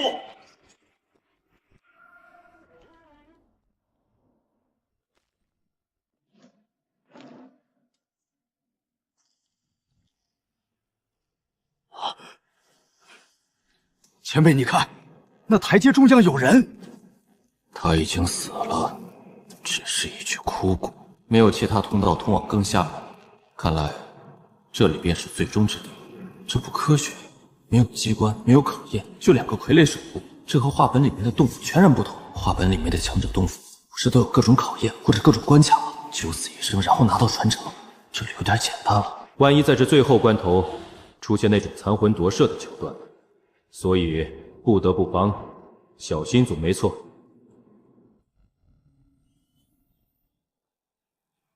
我去，前辈他好像动了。不必害怕，是那件红袍的原因。那红袍会动，莫非里面有生灵的魂魄元神？没有，而是红袍本身的特殊。我探查了一下，这应该是用某种高敏的材质制作而成。附近若是有生灵靠近，就会动起来警示，防御力还极高。这红袍倒是一件不错的宝贝，可以抵御涅槃境以下的任何攻击，就算是涅槃境的攻击，也可以削弱一部分。再加上自动警示的作用，还能防止别人偷袭和暗杀。不得不说，确实是很不错的防身宝物。等出去了，死去的时间应该有上千年，但是枯骨依旧不行。这种骨的强度，生前应该是涅槃境圆满所有。涅槃境圆满，难怪会有7阶丹药和8阶丹药。想不到这荒岭竟然曾经有这种层次的强者隐居。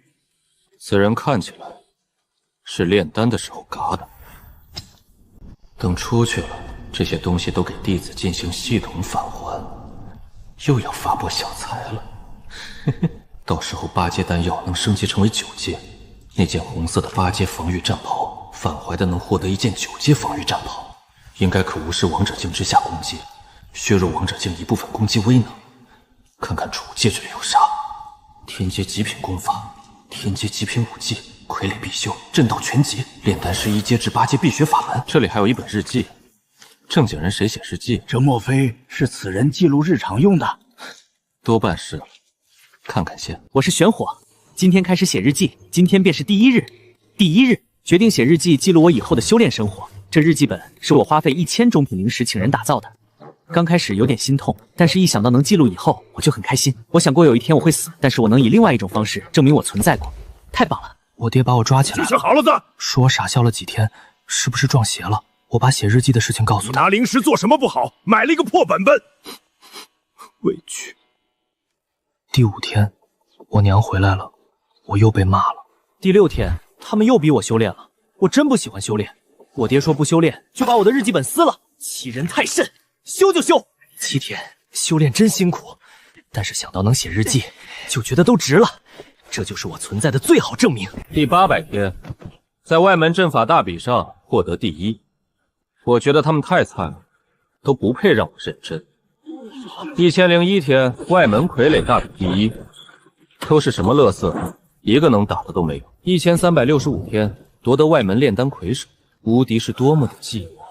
2000天晋升内门，依旧被逼着修习。比起单纯的提升修为和修炼武技，我更喜欢研究阵法、丹道傀儡。我对他们的兴趣仅次于写日记。第10万天，打遍内门无敌手。第100001天，好烦啊！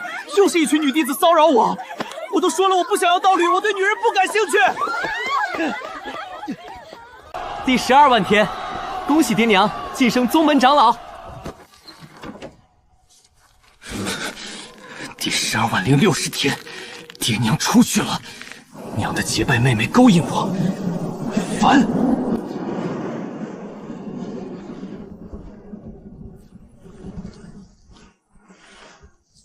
第130100天，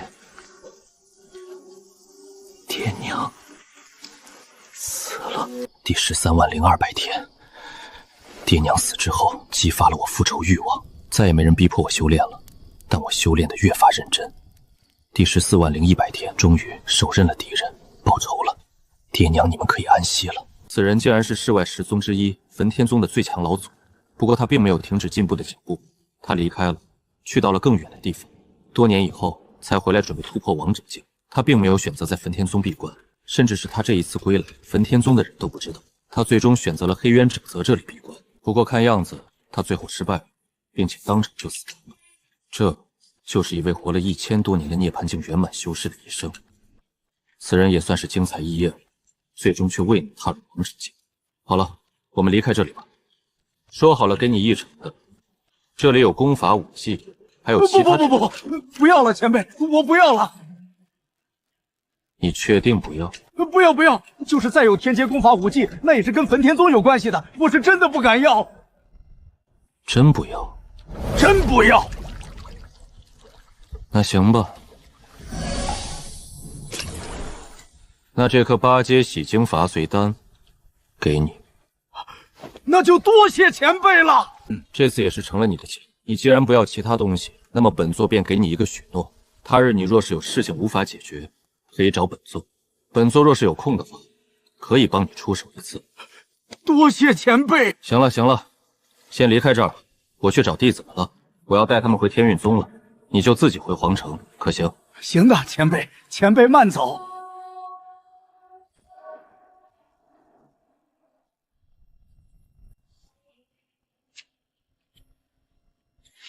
这个储物戒指给你们。丁，系统返还中。你们看看有没有什么喜欢的，喜欢什么就拿什么。等会儿带你们回天运宗了。好耶好耶，又能见到萧爷爷他们了。副张主杨道真率天域宗众弟子恭迎老祖归宗。见过2位老祖真传。楚老祖，天哪，居然是楚老祖！我见到这等大能了！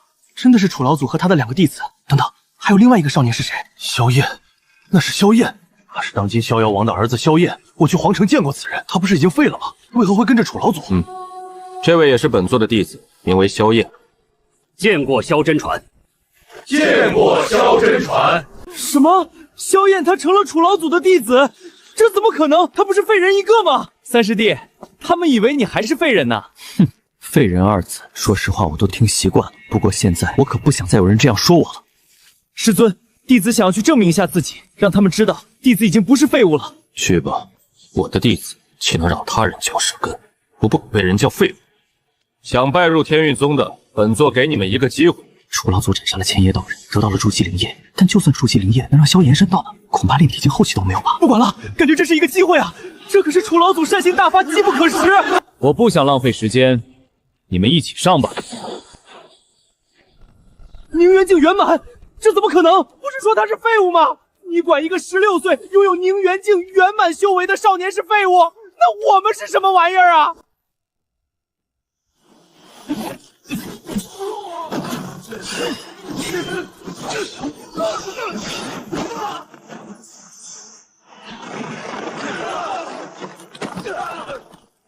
胜负已分，我这三师弟可不是普通的宁元境圆满，就算是你越阶也可和一般的池元一战了。给你们机会也不中用，全都回去吧。这萧炎的实力实在过于高深了，不过10几岁战力却如此之强，假以时日，必定又是一位比肩楚老祖的存在。从这一刻起，恐怕再也没人觉得萧炎是个废柴。师尊，徒儿不负众望。很好，从这一刻开始，大武王朝没有一个叫萧炎的废柴，而是天运宗天才萧炎。既然来了，还不现身？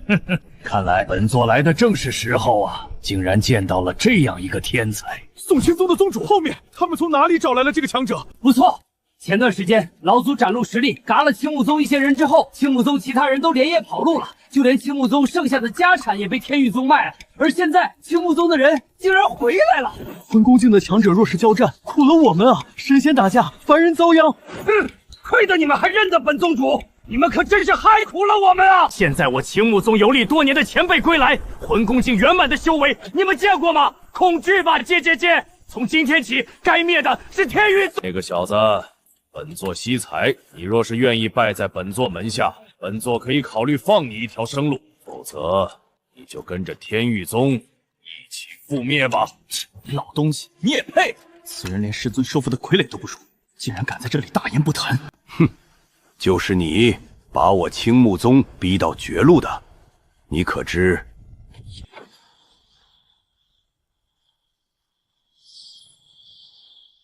聒噪！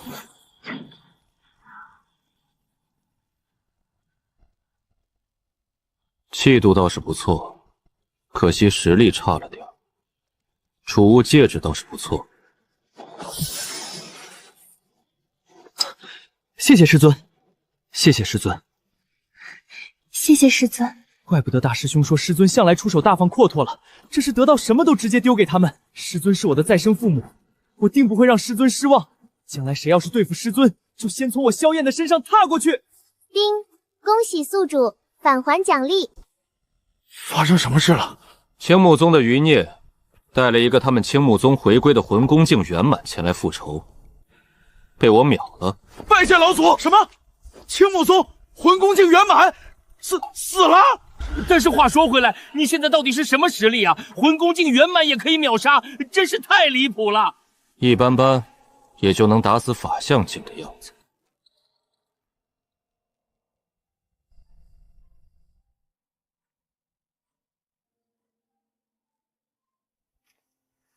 老祖宗，您怎么来了？我跟楚前辈他们出去了一趟，现在萧燕已经跟虾前辈去天运宗了。这还是目前楚前辈表现出来的实力而已，更多的就不敢想了。萧燕能拜入他的门下，3年之后，若是真上冰魄夫妇3年之约，萧燕也是有人撑腰，不至于被人欺负。他真的很幸运，楚前辈为人也让人佩服。是啊，萧炎确实是幸运的。这是8阶的洗精伐髓丹，也是楚前辈给的，我用不上就给你吧。8阶，老祖宗，这也太贵重了吧？您自己若是用了，哎，收下吧。希望你记住，你是萧燕的父亲，同时也是大武皇室萧家的嫡系王爷。好了，我先走了。老祖宗，这个人情，我记下了。不愧是王阶的丹药，和8阶的完全不是一个层次的，这差距也太大了。哪怕是100颗8阶洗精伐髓丹加起来，也不如1颗王阶的。果然有些疼痛，不过倒也能忍受。我那3个弟子都是气运之子、天命之子，这点苦头，他们应该是能忍受的。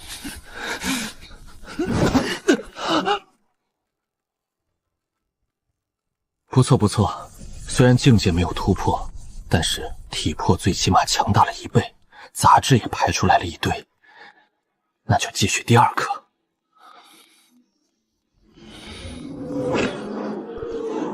第2颗倒是只用了1半时间便可炼化，不过效果也是少了很多。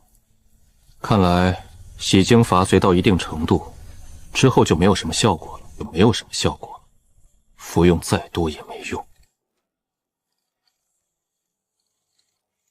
涅槃境后期了，等转换功法之后，就直接冲击境界，也该修炼王阶极品功法玄阳烈火诀了。有天赋火道主宰的加持之下，我修炼起来如鱼得水，进步速度肯定极快。哈哈哈哈！有这几个弟子，我的天赋强得可怕。这附近竟然会有法相境的气息。没错了，根据魂隐秘术的指引，他就是在这里死的。如果当初这里发生了战斗的话，这个破烂宗门离得这么近，总会知道些什么吧？抓几个蝼蚁问问。血阴殿的此人虽然没有爆发修为气息，但一股无形的压迫却让我心慌神乱，呼吸停滞，恐怖，太恐怖了！这绝不是法相境圆满，这是涅槃境。是，小人是血阴殿的林九婴，前辈您可是其他8宗的大能？不是。哦，切，不是才怪呢！此人应该就是其他8宗隐藏起来的老怪物，不愿意承认身份而已。你是为了灵化园而来？是的，我得知他的魂灯灭了之后，就找来了，想看看能不能把他的尸骨带回去安葬。那就没错了。前辈，只要您放了我，我愿意把我这些年的所有积蓄都拱手相让，只求前辈给我一个机会。杀了你，也一样是我的。啊！不要！我倒要看看你们有什么阴谋。搜魂。可惜这信息少得可怜。不过这老小子还蛮富有的，又小小暴富了一波。杀人放火金腰带，古人诚不我欺。没想到这灵化园本来就是他的资粮，子母功法。这门功法邪门的很啊！修炼母功法的，竟然可以吸收修炼子功法的人的修为，且必须要有血缘羁绊才行。怪不得这老小子说跟他这个儿子不熟，感情他是批量生儿子的呀。什么？林九阴的魂灯竟然灭了？这该如何是好？谁都知道，宗门的那位对林九阴是多么的看重，必须把这件事尽快禀报店主。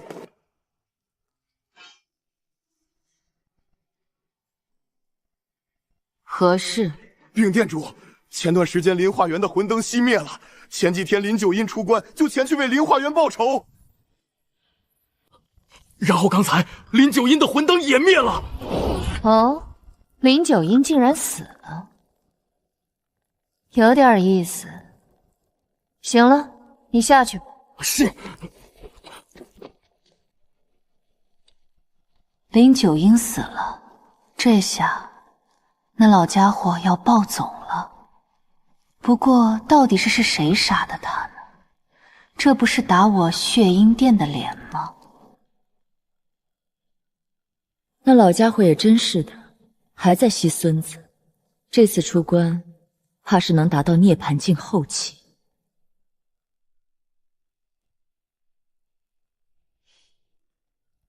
这血阴殿的高层都知道的一个秘密，其中一位老祖拥有一门祖母子功法。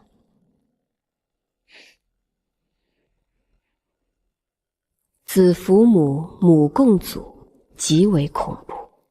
那位老祖并不是很苍老，但是修为和实力却强得可怕。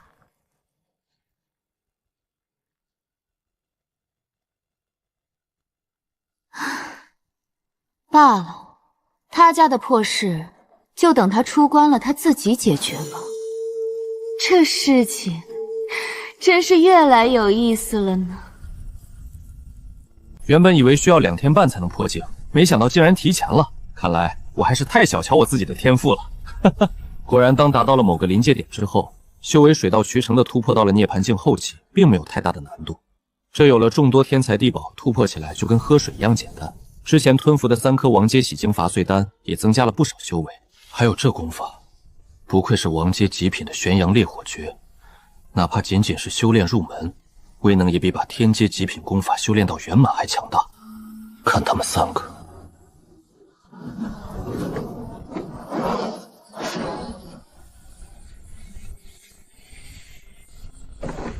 看来萧炎进度是最快的，毕竟修为最高。刚才甚至是在一边冲击境界，一边收敛自身气息波动，防止气息波动逸散对周围造成伤害。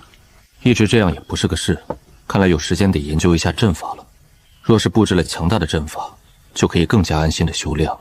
上次的收获之中，不仅有阵法方面的秘籍，还有炼丹和炼制傀儡的，送给弟子们返还之后，就得到了更强的。虽然有研究阵法的打算，但也不能急于一时，眼下还可以把功法武技提升得更进一步。萧老鬼，你也来了？那你不废话吗？不是瞎小子召唤我们的吗？你现在得改口叫老祖了。哎呀，叫习惯了，呵呵，一时间有点改不回来了。拜见老祖。此次召集你们前来，是打算给你们一些东西，用来发展宗门。给3个弟子的东西，已经足够他们修炼到很高的境界了，也用不上了。以前宗门确实对我也挺不错的，我不介意在能力范围之内让宗门更强大些。多谢老祖。什么天阶功法？6阶丹药一堆，地阶功法武技一堆，天阶武技、5阶宝药一堆，还有其他各种价值连城的宝物。如此多的宝物，就算是把天运宗卖100次都不可能换来。特别是天阶功法武技，实在是太贵重了。老祖，这也太贵重了吧！我们何德何能够接受这些东西啊？要不老祖您还是收回去吧。对啊，老祖您收回去吧，或者我们只要1点就可以了，全部要我们实在是受之有愧。给你们的就是给你们的，本座岂有收回的道理？我汪木代表全宗上下，感谢老祖的恩赐。感谢老祖恩赐。好了，本座也是天运宗之人，你们就不要搞这些虚头巴脑的东西了。以前咱们没那条件，但是现在有条件了，就好好修炼吧，也不能光指号本座。本座终有离开的一天，到那时，你们就只能靠自己了。老祖放心。赤金玄元功、赤染剑诀、飞身游龙，这不是我宗的功法武技吗？怎么变成天阶的了？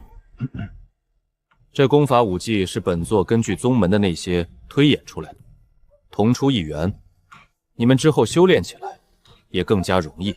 什么？推演出来的？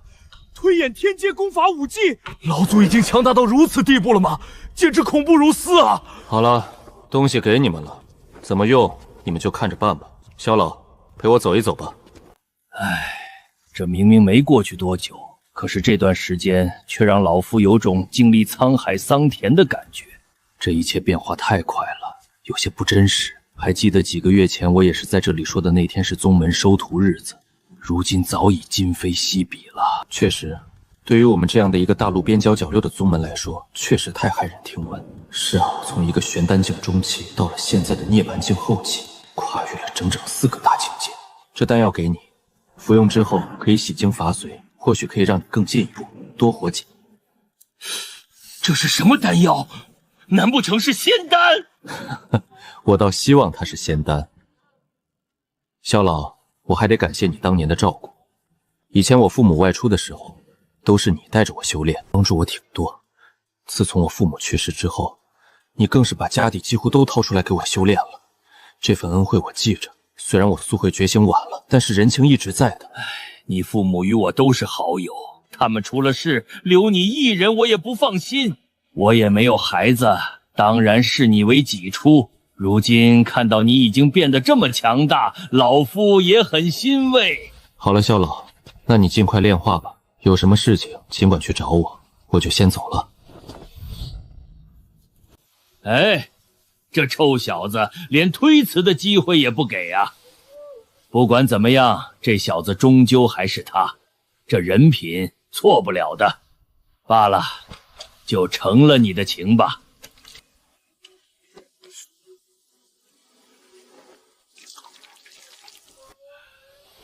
楚燕来，你真是生了个好儿子啊！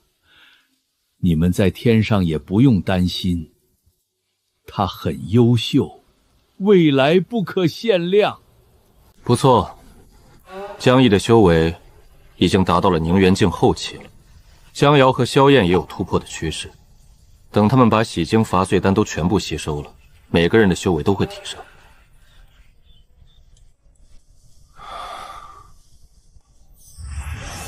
宿主楚渊，年龄50岁，天赋冠绝当代，震古烁今，火道主宰为弟子天赋加持，潜力仙王之姿起步，修为涅槃境后期。功法玄阳烈火诀王阶极品小成。武技飞火流行步王阶极品小成。烈火噬天拳王阶极品小成。徒弟3分5。大弟子江毅，年龄18岁，天赋冠绝当代，仙生重字，天赋赤金玄元功熊触柄天阶寨，潜力兄弟剑阶字。二弟子江瑶，年龄16岁，天赋震古烁今，天生至尊骨，潜力仙之姿，修为炼体境圆满，功法赤金玄元功赤炼剑阶大气运者。三弟萧燕，年龄18岁，天赋火道主宰天火道体，潜力仙之姿，修为天地所贯大气运加持。如今经过1个月的修炼，我已经把功法武技全都提升到了小成，这种速度极为夸张，都是我的天赋给力。而这1个月，3个弟子也都将服用的第1颗8阶洗精伐髓丹炼化了。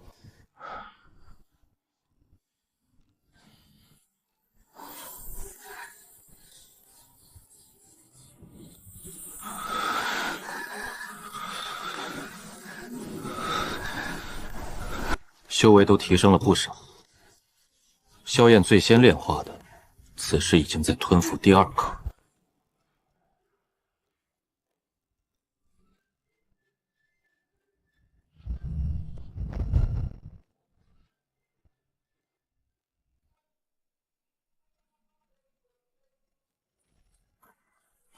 师尊，不错，突破到池元境中期了。都是师尊的栽培，没有师尊就没有现在的萧燕。里面有1瓶高等级的筑基灵液和6颗王阶的洗精伐髓丹，你自己取1/3的筑基灵液和2颗王阶洗精伐髓丹。怎么感觉每一次见到师尊，师尊都是送东西？师尊也太富了，多谢师尊。多谢师尊。我现在算是明白了，师尊给的拿着就是，拒绝了师尊反而不高兴。不过高等级的筑基灵液、王阶洗精伐髓丹，如此宝贵的东西，师尊竟然眼睛不眨一下就给我了。我已经无法形容对师尊的感激了。丁，恭喜宿主获得返还。那个储物戒指里面，自然是有从林九阴那里得到的所有宝物，以及之前得到的那2尊傀儡。傀儡已经被我封印了。那林九阴的宝物之中没有功法武技，但是修炼丹药和其他东西可不少。此刻一起返还，又狠狠地报复了一波。魂宫境前期的那个傀儡返还获得了法相境前期的，而原本那个法相境前期的，则是返还了涅槃境前期的。我现在有4个傀儡了，一个魂宫境前期，2个法相境前期，一个涅槃境前期。看来之后得花点时间研究一下如何操控这些傀儡。师尊，那我继续去修炼了。别急，为师先跟你说说功法修炼要领。你天赋虽然不错，但是境界毕竟是低了，许多地方都需要指点。功法那自然是天阶极品的玄阳烈火诀，我王界都想着。师尊，那我去修炼了。奇了怪了，这都快2个月了，那血阴殿怎么还没有一个人前来？按理来说这不科学呀。按道理来说，林九阴一尊法相境后期的长老死在这里，血阴殿不可能不过问才对。但是这段时间我一直都在关注着外面，并没有发现任何可疑的人，这就有点奇怪了。我还指望血阴殿的运输队大令营给我送装备和物资呢。你血阴殿的人若是现在来，或许还能跟我过几招。等时间长了，我修为大进了，你血阴殿连跟我过招的机会都没有了。到时候你们不来，那我就过去。因果已经结下，总得了结。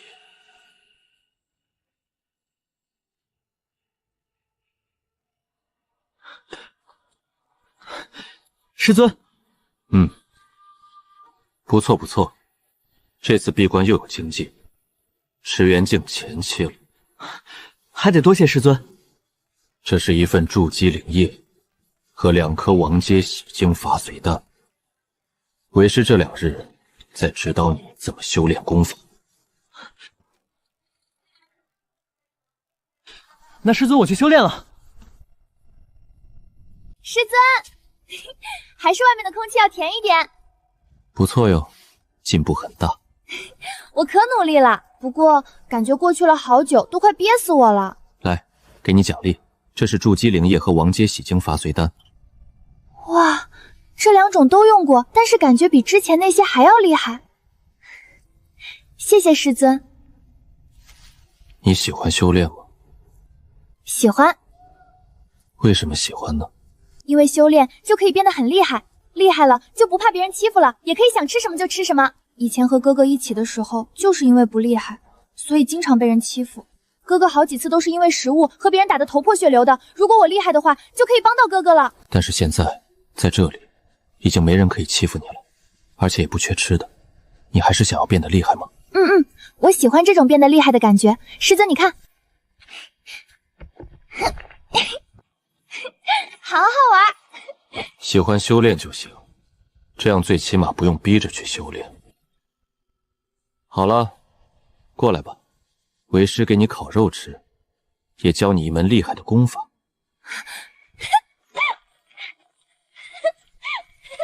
真的吗？好耶！时间过得真快，没想到转眼就要到了年底，这天运宗1年1度的弟子大比也要开始了。有他们3个参加，肯定毫无疑问能打得众多弟子和众多高层长老都要怀疑人生。那一天，他们才能清楚地认识到何为真正的绝世天骄。我欲要孤枕的第一道人临九天，手举山川积怨，却不渡命绝。父